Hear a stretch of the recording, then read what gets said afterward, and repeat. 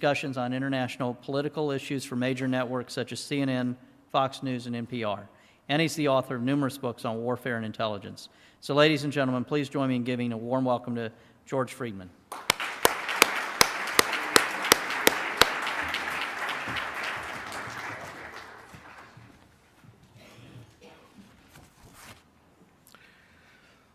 When I was last here, I discussed the European crisis. The European crisis has intensified and has been joined by a series of crises across the Eurasian landmass. And when I say Eurasia, I mean Europe and Asia, from the Atlantic to the Pacific, from the Arctic Ocean to the Indian Ocean. And it's noteworthy that every significant part of that landmass, with the exception of India, is in fundamental systemic crisis.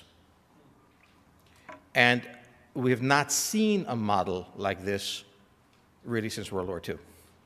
This does not mean that I'm saying that we're going to have a war or anything else. I'm simply saying that the pattern is ominous. It is not yet deep in the sense of intractable, but it is broad.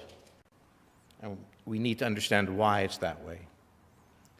Because the world has now taken an interesting shape. Eurasia is in chaos, or close to it, in Europe, in Russia, in China, in Central Asia, in the Middle East, certainly. While North America and the Western Hemisphere in general is stable, relatively stable, not perfectly stable. But the great contrast that is developing in the world is the massive distinction between the two hemispheres in the way, including Latin America, is behaving. And the massive distinction that particularly exists between North America, NAFTA, and the various trade zones and alliance blocs in the Eastern Hemisphere. This is a pattern that will not emerge and then go away in 3 years. It is a fundamental shift, and an understandable and predictable one I'll try to make, that really ushers in a new phase of human history. In the Middle East, you have had the collapse of the states that Europe invented. Syria was an invention, Lebanon was an invention, Jordan was an invention, Israel was an invention, Iraq was an invention. They all had origins of sorts, but many of them, particularly Syria and Iraq, no longer exist. They don't exist because at a certain point the United States decided it was not going to take responsibility, as the British might have, for the future of the region. Not necessarily a stupid decision, but one with consequences. For Iran, it is now in a very different game than it was. The United States has essentially taken its hands off the wheel.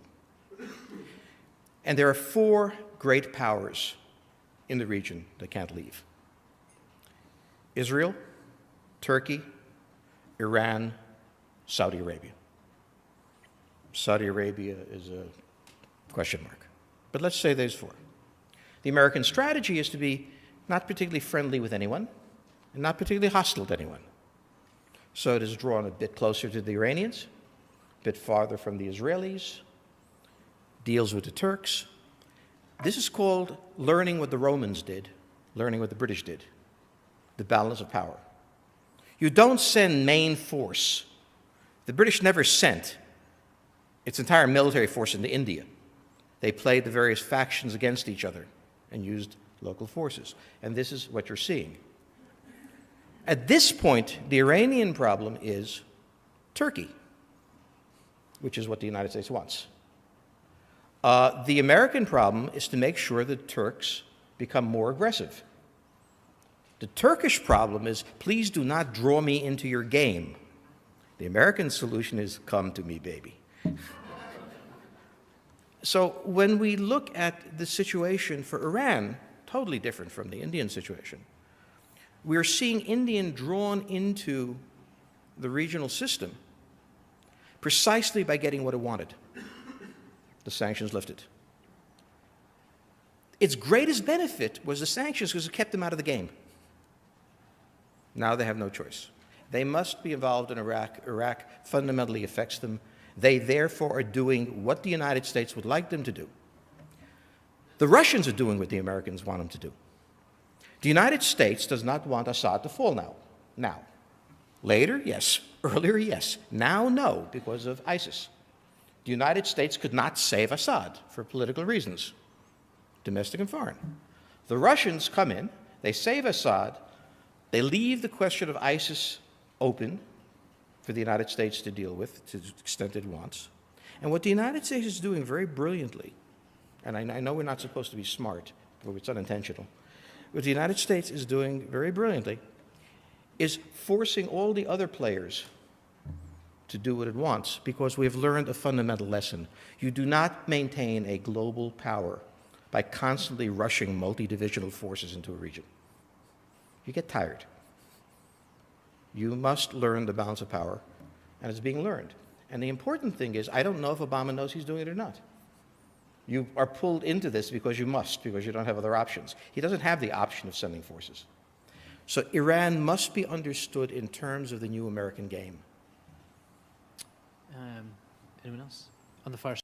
The fundamental problem of Europe is an attempt to take a country like Greece and a country like Germany and give them the same currency.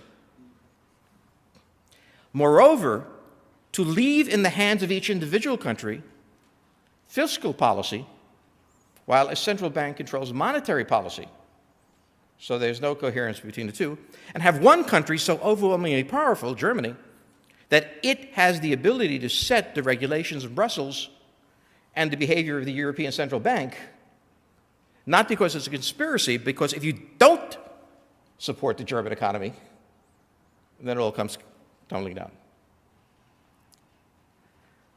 You don't have Europe. There is no such thing except as a geographical expression.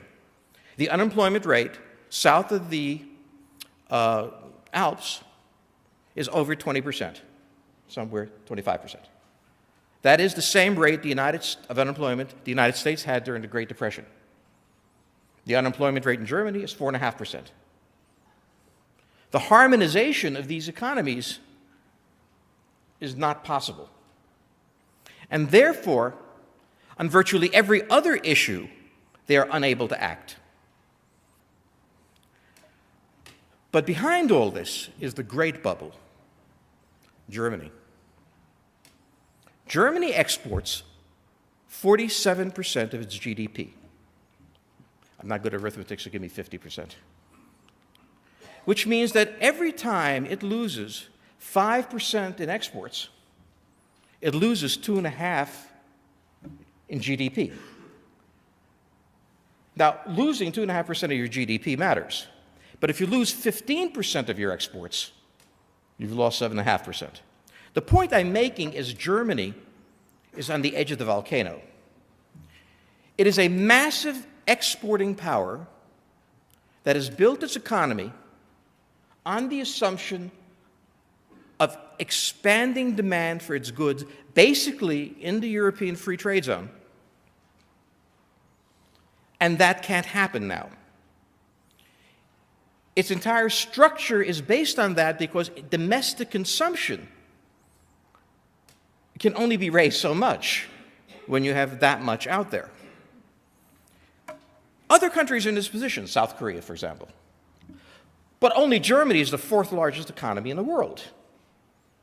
So the size of the imbalance relative to the global system is massive.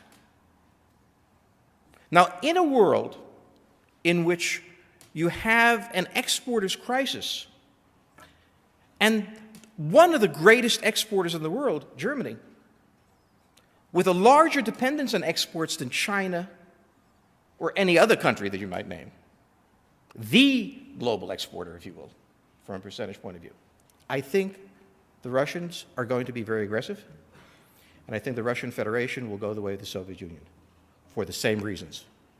High defense costs, low energy prices. That took down the Soviet Union. That will, I think, take down Russia. When the Soviet Union collapsed, all nuclear weapons under American tutelage was transferred to the Soviet Union so that Kazakhstan wouldn't have a nuclear capability, which we all think is a good idea. If the Russian Federation collapses, what happens to those nuclear weapons? The frightening thing about Russia is that it is a nuclear power, and if it fragments, something has to be done about it. And there really isn't anything that can be done. What do you do?